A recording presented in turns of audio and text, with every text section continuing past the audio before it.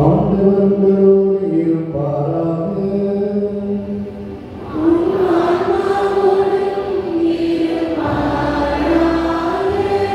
புனித யோவான் எழுதிய பரிசுத்த நற்செய்தியிலிருந்து வாசகம்.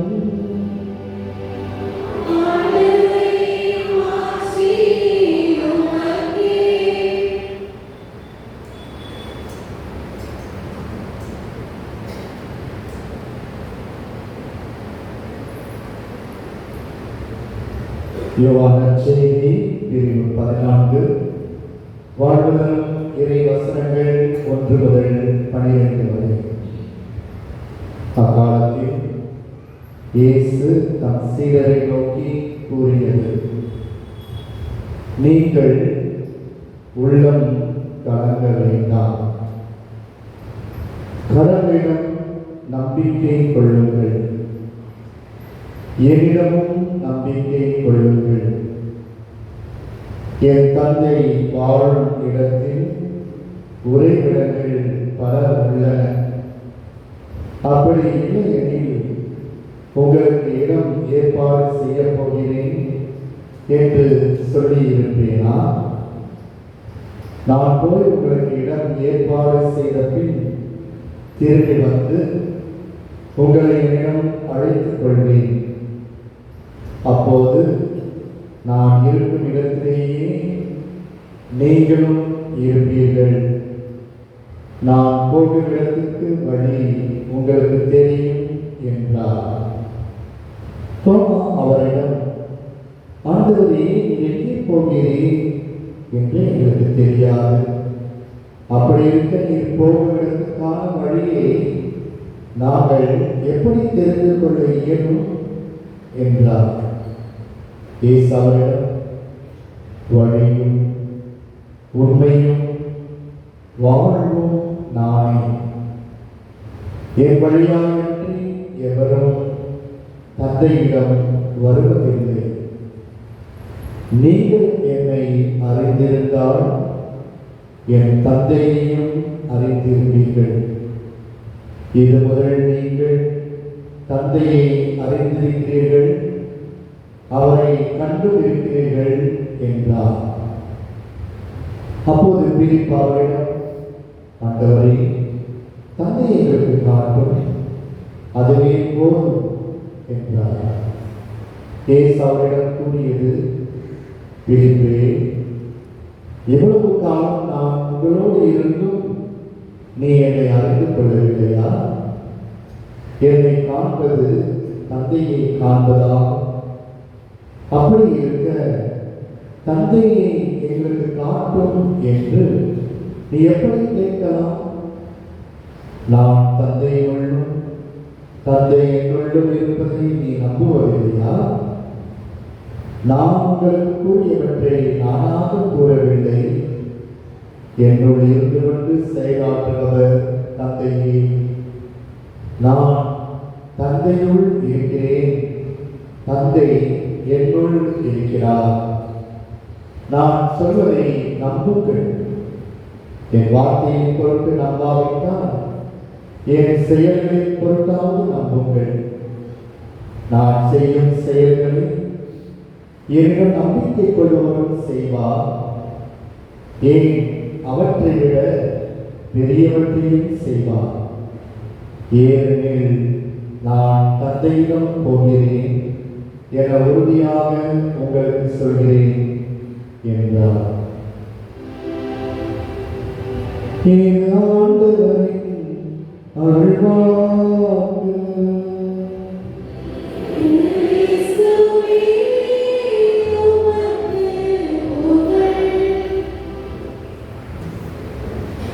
இயேசுவில் பிரியமான அன்புக்குரிய சகோதர சகோதரிகளே, ஒரு அருமையான பாடல் அருட்தந்தை பெர்மான்ஸ் அவர்கள் இயற்றிய பாடல் இன்றைய வாசகங்களுக்கு மிகவும் உறுதுணையாக இருக்கின்ற ஒரு பாடல். அந்த பாடலின் வரிகளை நான் பாடுகிறேன். நானே வழி, நானே சத்தியம், நானே ஜீவன் மகனே. தெரிஞ்சவங்க பாடலாம். நானே வழி, நானே சத்தியம், நானே ஜீவன் மகனே.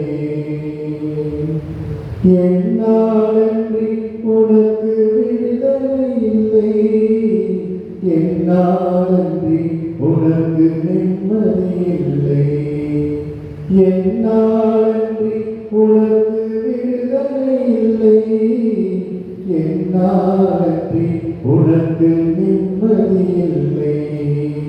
நானே வழி, நானே சத்தியம், நானே ஜீவன் மகனே. நான் தருவேன் உனக்கு சமாதானம், நான் தருவேன் உனக்கு சந்தோஷம். பாருங்கள். நான் தருவேன் உனக்கு சமாதானம், நான் தருவேன் உனக்கு சந்தோஷம். கலங்காதே என் மகனே, கண்மணி போல் உன்னை காத்திடுவே. கலங்காதே என் மகனே, கண்மணி போல் உன்னை காத்திடுவே. நானே வழி, நானே சத்தியம், நானே ஜீவன் மகனே. நானே வழி, நானே சத்தியம், நானே ஜீவன் மகனே. Praise the Lord. Hallelujah. Hallelujah. இயேசுவுக்கே புகழ், இயேசுவுக்கே நன்றி. மரியே வாழ்க. அன்பார்ந்த சகோதர சகோதரிகளே, இதுதான் இன்றைக்கு இறைவன் நமக்கு தருகின்ற ஆறுதலான வார்த்தை, நம்பிக்கையின் வார்த்தை. அவரே நம் வாழ்க்கையின் வழி, அவரே நம் வாழ்க்கையில் உண்மை, அவரே நம் வாழ்நாள் முழுவதும் ஜீவன் தருகின்ற கடவுள். Praise the Lord. இது அருமையான வார்த்தைகளை இதோ ஆண்டவர் இன்று புனித தோமாவின் வழியாக நமக்கு வெளிப்படுத்துகின்றார். அன்பார்ந்த சகோதரி சகோதரியே, இவ்வாறாக ஒரு சகோதரன் டேவிட் ஒருவன் இருந்தார். அந்த டேவிட் அவனுக்கு இளம் பிள்ளை வாரம். சிறு வயதிலேயே குழந்தையால் இருக்கும் பொழுது இந்த நோயினால் பாதிக்கப்பட்டு அவனுடைய 2 கால்கள் வலுவிழந்து போன. அவனால் நடக்க முடியாது. குழந்தையால் இருக்கும் பொழுதே தவழ்வான். ஆனால் மருத்துவர்கள் அவனை கைவிட்டாலும் அவனுடைய தாய் உறுதியோடு இருந்தார். அந்த தாய் தன் மகனை பார்த்து அடிக்கடி சொல்வாராம், மகனே, உன்னால் எழுந்து நடக்க முடியும், கடவுள் உனக்கு வல்லமை தருவார், முயற்சி செய், எழுந்து நட என்று சிறு வயதிலிருந்தே அவனுக்கு ஆக்கத்தையும் ஊக்கத்தையும் கொடுத்து கொண்டே இருந்தார் அந்த தாயார்கள். எனவே டேவிட் தன் வாழ்க்கையில் நம்பிக்கையோடு அவன் சிறிது பயிற்சிகளை எடுத்தான். அவன் பயிற்சிகளை எடுத்து என்னால் நடக்க முடியும், என்னால் நடக்க முடியும் என்று நம்பிக்கை கொண்டான். கடவுளிடம் உறுதுணையாக ஜெபித்தான். அவனுடைய ஜெபம் கொஞ்சம் கொஞ்சமாக கேட்கப்பட்டது. அவனுடைய கால்களுக்கு சற்று வலு கிடைத்தது. அவனால் நிற்க முடிந்தது. அவ்வாறு சற்று நடக்க ஆரம்பித்தான். தருமா அவ்வாறு தன்னுடைய வாழ்க்கையில் அவன் ஒரு லட்சியத்தோடு வாழ்ந்தான். கண்டிப்பாக இவ்வளவு தூரம் என்னை நடக்க வைத்த கடவுள் கண்டிப்பாக என் வாழ்க்கையில் உயர்ந்த லட்சியமான உயரம் தாண்டுதல் போட்டியிலே நான் பங்கெடுத்து அந்த உழைப்பின் பரிசை பெறுவேன் என்று உறுதி கொண்டான். ஆகவே அந்த வலுவிழந்த கால்களோடு அவனும் தடுமாறி பயிற்சிகளை எடுத்துக்கொண்டே இருந்தான். ஆனால் அடிக்கடி கீழே விழுவான். அவனுடைய நண்பர்கள், பயிற்சியாளர்கள், மற்றவர்கள் அவனை கேலி பரிகாசம் செய்தார்கள். டேவிட் உன்னால் முடியாததை ஏன் செய்கிறாய்? உன்னால் முடியாதது நீ தான் கீழே விழுந்துறீங்க. இப்படி இருக்க எப்படி உயரம் தாண்ட போகிறாய்? உன்னால நடக்கவே முடியல. அப்படி என்று அவனை எப்பொழுதுமே அவன் நம்பிக்கைக்கு உள்ளாக்கினார்கள். அவனை பார்ப்பவர்கள் பரிகாசம் செய்தார்கள். அவனை எப்பொழுதுமே அவர்கள் ஒவ்வொருவரும் நம்பிக்கை இழக்கக்கூடிய வார்த்தையினால் தான் அவனை பேசிக்கொண்டே இருந்தார்கள். ஆனால் டேவிட் நம்பிக்கை இழக்கவில்லை. கண்டிப்பாக நான் ஒரு நாள் இந்த ஒரு லட்சியத்தை என் வாழ்க்கையிலே அடைந்தே தீருவேன். நான் உயரம் தாண்டுவேன். கடவுள் எனக்கு முயற்சி செய்வார், உதவி செய்வார். அந்த தாயும் அவனுடைய லட்சியத்துக்கு துணையாக இருந்தார். நம்பிக்கை ஊட்டிக் கொண்டே இருந்தார். அவன் பார்த்தவர்களே, ஒரு நாள் அந்த தாய் தன் மகனை பார்த்து சொன்னாரா, மகனே, நான் சொல்லும் வார்த்தையில் மட்டும் வலிமை அல்ல, மாறாக உன் மனதிலும் வலிமை வேண்டும். அந்த மனது வலிமை இருந்தால் மட்டுமே உன்னால் வாழ்க்கையின் லட்சியத்தை அடைய முடியும் என்று சொன்னாரா. எனவே அந்த தேவனுக்கு அன்று முதல் ஒரு மன வலிமை, மன பலம் அவன் உள்ளத்தில் வந்தது. துடிப்போடு பயிற்சியை மேற்கொண்டான். அவன் பார்வையை உலகம் வியக்கக்கூடிய அளவில் அவன் ஒலிம்பிக் போட்டியில் பங்கெடுத்து அவன் சாதனையாளனாக மாறினான். அதுவரை முறியடிக்க முடியாத உயரம் தாண்டுதல் போட்டியில் சாதனை புரிந்தான் என்று அவர் வாழ்க்கை வரலாறு சொல்கிறது. இது நடந்த உண்மை. அவன் பார்த்த சகோதரி சகோதரி, இவ்வாறாக மன வலிமை இழந்த ஒருவனுக்கு ஆண்டவர் அங்கே நம்பிக்கை கொடுத்தால் தன் தாயின் வழியாக டேவிட் பற்றி கொண்டான். அவன் பலம் இழக்கவில்லை, அவன் நம்பிக்கை இழக்கவில்லை. மாறாக என்னை படைத்த கடவுள் கண்டிப்பாக எனக்கு துணையாக இருப்பார் என்ற நம்பிக்கையோடு அவன் வாழ்க்கையை விடாமுயற்சியோடு போராடினால்தான் வெற்றி பெற்றான் என்று நாம் அறிந்து கொள்கின்றோம். இவ்வாறாக தான் அன்பார்ந்த சகோதரி சகோதரியே, இன்றைக்கு ஆண்டவர் நம்பிக்கையூட்டக்கூடிய செய்தியை உனக்கு தருகிறார். உன் வாழ்க்கையில் பிரச்சனையா, உன் வாழ்க்கையில் தோல்வியா, உன் வாழ்க்கை முழுவதுமாக நீ பல்வேறு விதமான மனக்குழப்பத்தினால் பாதிக்கப்பட்டிருக்கிறாயா? பயப்படாதே. உன் மத்தியில் பிளவுகளையோ பிரச்சனைகளையோ உருவாக்கும் தேவனல்ல நான், மாறாக உன்னை கைப்பிடித்து தூக்கிவிடும் கடவுள் நான். ஏனென்றால் நான் தான் உன் வாழ்க்கையின் வழி. எனவே என் வழியே நீ வந்தால் கண்டிப்பாக என் வழியில் நீ வரும் பொழுது உனக்கு நான் பாதுகாப்பாக இருப்பேன் என்று ஆண்டவர் நமக்கு முன்பாக வழியாக இருக்கின்றார் என்பதை நாம் அறிந்து கொள்ள வேண்டும். ஏனென்றால் அவர் நமக்கு போதிப்பதெல்லாம் உண்மையின் வார்த்தைகள். ஆண்டவர் சத்தியத்தை மட்டுமே இந்த உலகத்திலே பகிர்ந்து கொண்டார். அவர் சொன்ன ஒவ்வொரு வார்த்தைகளும் சத்தியத்தின் வார்த்தைகள். ஆகவே அந்த சத்தியத்தின் வார்த்தைகள் ஒரு மனிதனை உருவாக்கும், அவனை பலப்படுத்தும், அவன் வாழ்க்கையில் தோல்விகளை சந்தித்தால் உறுதிப்படுத்தும். எனவே அந்த சத்தியத்தின் தேவன் நம் அருகில் இருக்கின்றார் என்பதை நாம் மறந்துவிடக் கூடாது. இவ்வாறாக அந்த சத்தியத்தின் கடவுள் தான் நம் வாழ்க்கை. ஆகவேதான் நானே ஜீவன், நானே உனக்கு வாழ்க்கை, வாழ்வு என்று ஆண்டவர் உறுதிப்படுத்துகின்றார். எனவே அன்புக்குரியவர்களே, நீயும் நான் வாழ்கின்ற வாழ்க்கை அவர் நமக்கு கொடுக்கும் வாழ்க்கை. அவர் என்னில் வாழ்கிறார், நான் அவரில் வாழ்கிறேன். இதுதான் நாம் புரிந்து கொள்ளக்கூடிய செய்தி. இவற்றை நாம் புரிந்து கொண்டால் என்னோடு என் கடவுள் எனக்கு அருகாக இருந்து என்னை கரப்பிடித்து என் வாழ்நாள் முழுவதும் என்னை வழி நடத்துகிறார். ஆகவே நான் ஏன் பயப்பட வேண்டும், நான் ஏன் கலங்க வேண்டும்? எனவே அப்படிப்பட்ட உள்ள உறுதியோடு வாழக்கூடிய புதிய வாழ்க்கையை தான் இறைவன் ஒவ்வொரு நாளும் கொடுக்கிறார் என்றுதான் இன்றைக்கு இறைவன் நமக்கு கொடுக்கின்ற நம்பிக்கையூட்டக்கூடிய செய்தி. அன்பார்ந்த சகோதரி சகோதரி, தொடக்கக்கால கிறிஸ்தவர்கள் இன்றைய முதல் வாசகத்திலே வாசிக்க கேட்டோம். அவர்கள் கிரேக்கர்கள், எபிரேய மொழி பேசியவர்கள். இவ்வாறு அவர்களுக்கிடையே ஒரு சிறிய குழப்பம், மன பிரச்சனை, அவர்களுக்கிடையே கருத்து வேறுபாடுகள். ஆகவே கடவுள் அங்கே பேதுரு வழியாக மற்ற சீடர்கள் வழியாக அவர்களை எல்லாம் ஒன்று கூட்டுகிறார். அவர்கள் மத்தியில் இருக்கிற பிரச்சனைகளை பார்க்கிறார்.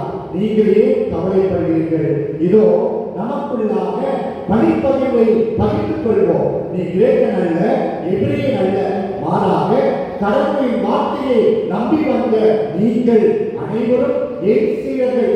ஆகவே இந்த சீடத்துவத்தில் பங்கெடுக்கிற நம் மத்தியிலே வேறுபாடு வேண்டாம், பாகுபாடு வேண்டாம், வேற்றினத்தார் என்ற சிந்தனை வேண்டாம். நாம் அனைவரும் ஒன்றுதான். ஏனென்றால் ஜீவன் தரக்கூடிய அந்த இயேசுவின் வார்த்தையின் வழி நடத்தி நாம் முன்வந்தவர்கள். எனவே பயப்படாதீர்கள். உங்களிடையே இருக்கிற கருத்துக்களை எல்லாம் தலை தெரிந்து விட்டு நான் காட்டும் வழி வாருங்கள் என்று சொல்லி இதோ திருத்தொண்டர்களை எல்லாம் நியமிக்கின்றார் பணி வாழ்க்கையை தொடர்வதற்காக. அன்று முதல்தான் திருத்தொண்டர் பணிகள் இதோ இங்கே கிறிஸ்துவத்தில் வேறுபடுகின்றன என்று பார்க்கிறோம். வார்த்தையை போதிப்பவர்கள், நற்செய்தியை அறிவிப்பவர்கள், அப்பத்தை அவர்கள் பகிர்ந்து கொள்பவர்கள் என்று பணிகளை எல்லாம் அவர்கள் பகிர்ந்து கொண்டார்கள். மீண்டும் மன ஒற்றுமையோடு வாழ்ந்தார்கள் என்று நாம் பார்க்கிறோம்.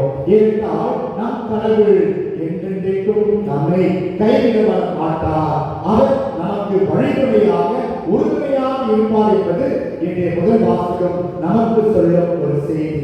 இரண்டாம் வாசகத்தின் வழியாக நாம் பார்க்கின்ற உண்மை என்ன? அங்கே பேதுரு வழியாக ஆண்டவர் பேசுகிறார். ஏனென்றால் திருமுழுக்கு பெற்ற நம்மிடையே எந்த பாகுபாடும் இருக்கக்கூடாது. இன்றைக்கு நாம் எல்லோரும் ஆண்டவரின் திருமுழுக்கு பெற்ற ஒரே சகோதர சகோதரிகள். நாம் நாயகரும் பங்கிலே வாழ்ந்தாலும் கூட, வேறுபட்ட நிலையில் இருந்தாலும் கூட, பல்வேறு மொழியோ பல்வேறு சாதிகளோ பல்வேறு இனத்தவரோ வாழ்ந்தாலும் கூட ஆண்டவரின் திருமுழுக்கால் ஒன்றாக இணைக்கப்பட்டவர்கள். இதுதான் அவருக்கு நமக்கு வைத்திருக்கிற ஒரே இலக்கு, ஒரே வழி. ஆகவே நாம் செல்லும் வழி நமக்கு தெளிவாக விட்டது. அந்த வழியான இயேசுவை பின்பற்றும் பொழுது கண்டிப்பாக உண்மையில் நம்மை வழி நடத்துவார். சத்தியத்தின் உண்மை அவர் என்றென்றைக்கும் வாழ வைப்பார்.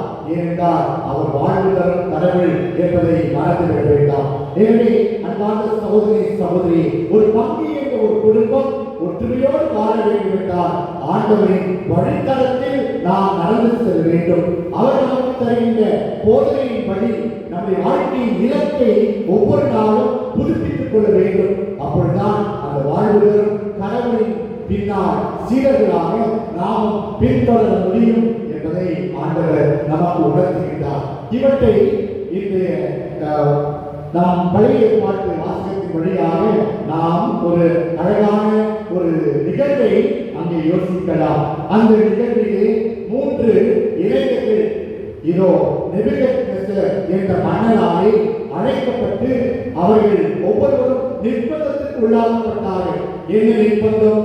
நெபுகத்நேசர் அந்த மன்னன் 60 அடி ஒரு உயரமுள்ள ஒரு சிலையை நிறுவினான்.